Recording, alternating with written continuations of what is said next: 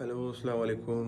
Good morning, everyone. It's day 8 of my 75 days hard challenge और आज phase 2 start है और टाइम हो रहा है 6:18।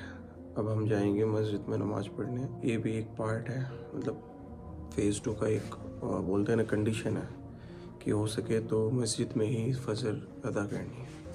चलते हैं सबसे पहले। ओके, नमाज में टाइम कम रहा है जमात। बाकी एक हदीस है कि अगर आप फजर की जो 2 सुन्नत अदा करते हैं तो ये मान लो कि आपने पूरे दिन में सबसे बेहतर काम वही किया है। Those are the people who succeed in life. अल्हम्दुलिल्लाह, फर्स्ट टास्क था ना जो वो कंप्लीट हो चुका है। एक तो नमाज और दूसरा मेरे था 30 मिनट्स तक सुबह उठते ही फ़ोन को हाथ में लगाना, मतलब नो सोशल मीडिया।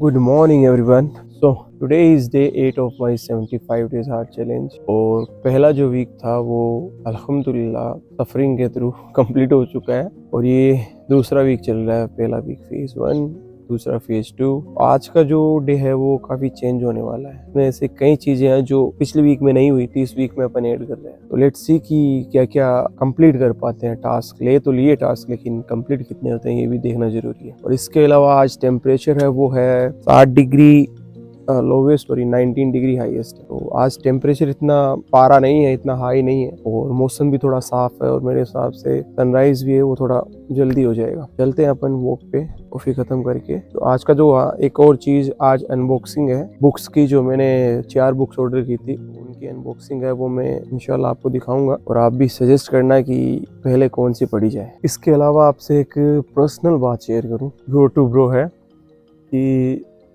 जितना मैं इस चीज़ के लिए एक्साइटेड हूँ, जो सेकंड वीक है फेज़ 2 है, उससे थोड़ा बहुत कम मैं डरा हुआ भी हूँ, क्योंकि ये वीक है, ये काफ़ी चेंजेस वाला वीक है। मुझे कई ऐसी चीज़ें करनी है जो मैंने पहले नहीं की अपनी लाइफ में। मतलब वैसे पुशअप वगैरह कर लगा, लेकिन लाइफ में जर्नलिंग, बुक रीडिंग ये नहीं की, तो थोड़ा बहुत अफ्रेड हूँ। लेकिन इंशाल्लाह जैसे 70 डेज और जो चैलेंज लिया था उसमें वीक फर्स्ट में भी मैं फर्स्ट डे को भी डरा हुआ था, इनकम्प्लीट हुआ। और वैसे ही ये वीक भी स्टार्ट करेंगे तो इंशाल्लाह ख़त्म भी करेंगे। आप बस साथ देते रहिए और सपोर्ट करते रहिए। मिलते हैं। सो गाइज, आज का जो मौसम है वो काफ़ी साफ़ है एज़ कम्पेयर टू जो पिछले 3-4 दिन गए हैं। और मेरा पर्सनली बताऊं तो मुझे जो पिछले जो 3-4 दिन थे ना उनमें ज़्यादा मज़ा आया, क्योंकि मुझे जो एकदम धुंध होती है ना, धुंध और निकलते हैं तब सांस फूलना, हाथ एकदम सुन पड़ जाना है ना, उसमें एक्सपीरियंस करने को बहुत सी चीज़ें होती हैं। ये जो मौसम है ये हालांकि ठंड है, आज 60 डिग्री है, लेकिन जो 4 डिग्री 6 डिग्री वाला जो टेम्परेचर है ना उसका जो मौसम है उसकी बात ही है, उसमें फील करने को बहुत सी चीज़ें होती है। खैर, इसी में अपना गोल पूरा करते हैं। तो let's go for a run और उसके बाद में जो 100 पुशअप्स का था वो भी कंप्लीट करना है। Let's do it.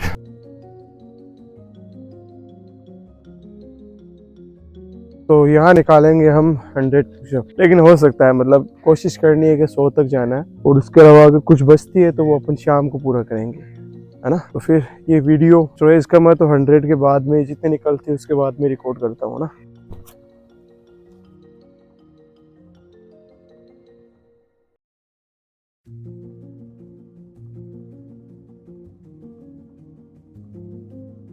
सत्तर पुशअप निकाली मैंने एक बारी में, लेकिन अफसोस की कपड़ों की हालत खराब हो गई। जगह साफ नहीं है, वैसे चेंज करनी पड़ेगी, घर पे निकाले कहाँ निकाले। लेकिन 70 सही था फर्स्ट टाइम में। मेरा मैक्सिमम एक बारी में 85-86 निकाला हुआ। अब ठीक है, 30 पुशअप जिम में। अब घर जाते हैं। ओके,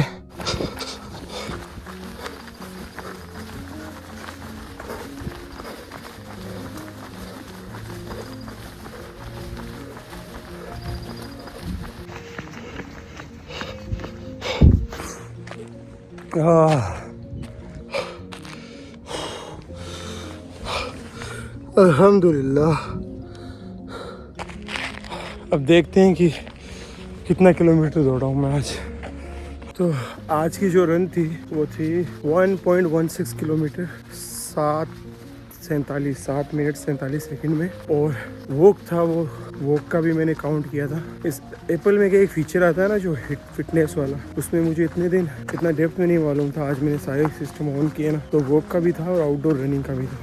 तो आउटडोर वॉक थी ना वो 3.16 किलोमीटर, मतलब अगर वॉक और रन मिलाएं तो ये हो जाता है अप्रोक्स 5 किलोमीटर।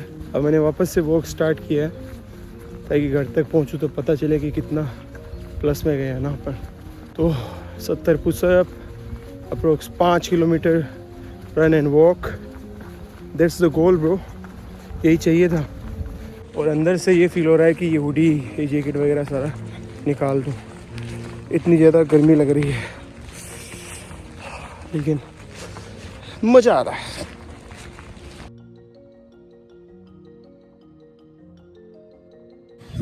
तो आज फ्राइडे है, जाएंगे नमाज़ पढ़ने। और जो जर्नलिंग वाला टास्क था वो अभी कंप्लीट नहीं हुआ, बाकी करूँगा इंशाल्लाह।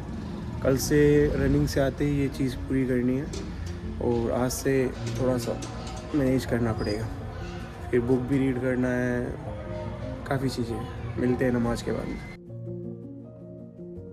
तो गाइज थोड़े दिन पहले मैंने बुक्स ऑर्डर की थी, वो कल आई थी। अभी तक मैंने उन्हें अनबॉक्स नहीं किया है, बहुत एक्साइटेड हूँ मैं।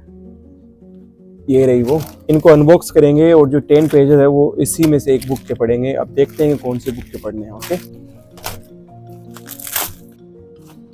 कुछ स्टिकर्स है साथ में, ये लड़कियों वाला, ये लड़कों वाला, ये सही है मेरा। तो ये 4 बुक्स मंगवाई थी मैंने, 1 बाय 1 करके आपको बताता हूँ कि कौन सी बुक्स है, कैसी है। ओके, तो फर्स्ट बुक है rich dad and poor dad. अब ये फाइनेंस पे है, about money, how to keep money, how to grow money. दूसरी है डीप वर्क। इसकी ज़रूरत इसलिए है क्योंकि मैं बहुत ज़्यादा डिस्ट्रैक्टेड होता हूँ। जब मैं काम करने बैठता हूँ तो इतने ज़्यादा डिस्ट्रैक्शन होते हैं मेरी तरफ, ये बुक हेल्प करेगी ना। और साइकोलॉजी ऑफ मनी, ये third book, timeless lesson on wealth, grid and happiness. ये बुक मैंने थोड़ी बहुत पढ़ी है, भूल गया मैं, तो ये पढ़ेंगे कैसी है, पूरा रिव्यू क्या बताएं, पढ़ी भी नहीं ना अभी। और सबसे मेन बुक है वो है ये एटॉमिक हैबिट्स, जेम्स क्लियर की है ये, और ये बेस्ट सेलर में। अब ये बुक मैंने इसलिए मंगवाई है कि जो अपने टास्क है जो अभी अपन कर रहे हैं ना, उसमें यही बुक हेल्प करनी है सबसे ज़्यादा। और जो मैं कर रहा हूँ वो हैबिट्स बिल्ड कर रहा हूँ और ये उसी के बारे में है। अब देखो, मैं बुक्स पढ़ने में बहुत आलसी हूँ, इसीलिए मैंने 75 डेज हार्ड चैलेंज में ये बुक वाला चैलेंज ऐड किया है।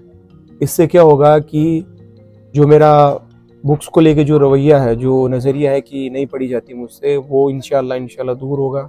2026 में और भी बुक्स है मेरे पास जो उनको भी मैं पढ़ पाऊंगा ये बुक्स ख़त्म करने के बाद में। और ये एक अच्छी हैबिट बिल्ड होगी इंशाल्लाह, क्योंकि अपन बॉडी को फिजिकली तो फिट कर रहे हैं 75 डेज से, लेकिन अपन को मेंटली भी फिट करना है, मेंटली भी अपन को प्रिपेयर होना है। क्योंकि बहुत सी चीज़ें इंसान को, किताबें हैं, बहुत सी चीज़ें इंसान को सिखा देती है, उन्हीं में से एक है। और इंशाल्लाह साथ में कुरान भी पढ़ेंगे अपन, क्योंकि सबसे जो दुनिया में सबसे जो बोलते हैं ना वैल्यू वाली किताब है ना, अल्लाह का कलाम है वो भी इंशाल्लाह स्टार्ट करेंगे। देखो, बुक्स का तो हो गया ना, अब ये रजिस्टर है एकदम फ्रेश, और इंशाल्लाह ये 75 डेज का तो है ही, उसके अलावा ये 365 डेज तक रहना है। इसमें सिर्फ ये नहीं है कि जर्नलिंग कर रहे हैं, इसमें जो आइडियाज़, जो टास्क और जो चीज़ें मुझे फ्यूचर में करनी है, जो कंटेंट से रिलेटेड है, चाहे बिजनेस से रिलेटेड, बहुत सपने हैं इंशाल्लाह। अगर आप रेगुलर रहोगे यूट्यूब पे, वीडियोस देखोगे, तो बहुत सी चीज़ें मेरे बारे में पता चलेगी आपको। क्योंकि लिखने से ये फ़ायदा है कि चीज़ें अरेंज हो जाती है। अगर अपन ऐसे कोई आइडियाज़ आते हैं, कुछ काम करते हैं, तो वो मैसी रहता है, लाइक माइंड में मैसी रहता है। अगर उसको राइटिंग में अपन लिखते हैं तो चीज़ें सॉल्व हो जाती है कि क्या अपन को पहले करना है, क्या बाद में करना है। सो जर्नलिंग कंप्लीट करने के बाद में हम ब्लॉग को शिफ्ट करते हैं सीधा शाम की ओर। और आज का सेशन रहने वाला है चेस्ट और ट्राइसेप का। और आज के चेस्ट और ट्राइसेप वर्कआउट में मैं आपको कुछ ऐसी चीज़ें बताने वाला हूं जो मुझे हेवी लिफ्ट करने में बहुत ज़्यादा हेल्प करती है। सबसे पहली चीज़ ये है कि अगर आप हेवी लिफ्ट करते हो तो माइंड और बॉडी दोनों प्रिपेयर होनी चाहिए। अब जैसे पावर लिफ्टर्स हेवी वेट उठाने के लिए बॉडी को आर्क शेप देते हैं, उसका भी एक रीज़न है कि आपका जो वेट है पूरा चेस्ट पे आता है बजाय आपकी कमर के। अब चाहे पैरों की ग्रिप हो या हाथों की, दोनों एकदम टाइट होनी चाहिए। स्टार्टिंग में जब आप हेवी वेट ट्राई करें तो आपके पीछे एक सपोर्ट होना चाहिए, ताकि इन केस अगर बैलेंस बिगड़े भी तो वो संभाल ले। फिर धीरे धीरे ऐसे करते करते आपको आदत हो जाएगी। एक जो चीज़ मुझे पर्सनली बहुत हेल्प करती है, आफ्टर वर्कआउट स्ट्रेचिंग।